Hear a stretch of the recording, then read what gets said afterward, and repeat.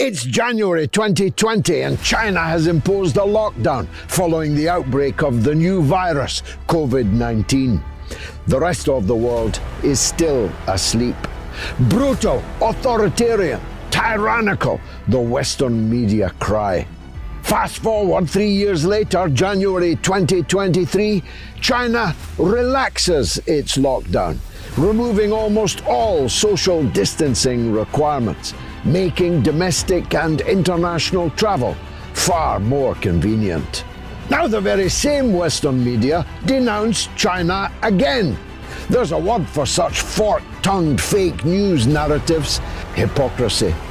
But hypocrisy is the bread and butter of British and American media when it comes to China. Having caused the deaths of 1 million Muslims in Iraq, in Afghanistan, in Libya, they're shedding crocodile tears for Chinese Muslims, whose human rights they continue to lie about, even in the teeth of evidence to the contrary.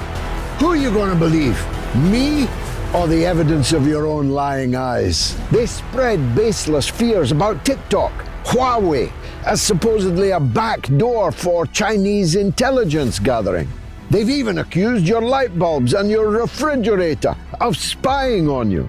But thanks to Elon Musk and his Twitter files, we now know that it's American intelligence that's not just coming through your back door, but your front door and every one of your windows, spying on everything you read and write and censoring you if they don't like it.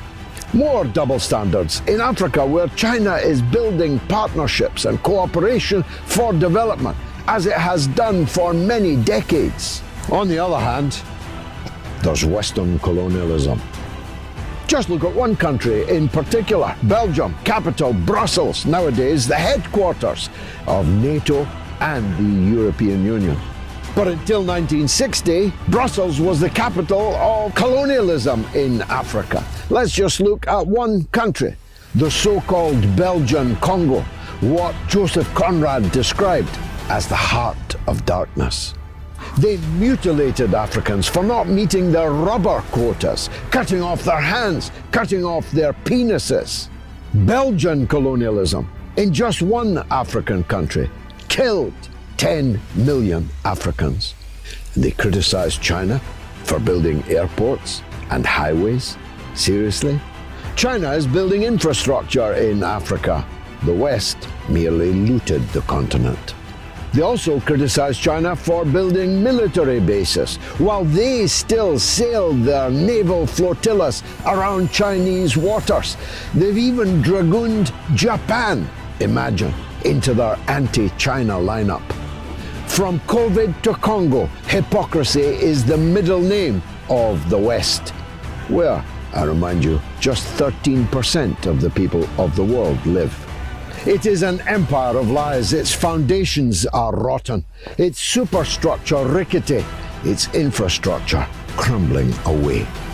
As the Beatles might put it, it's so yesterday.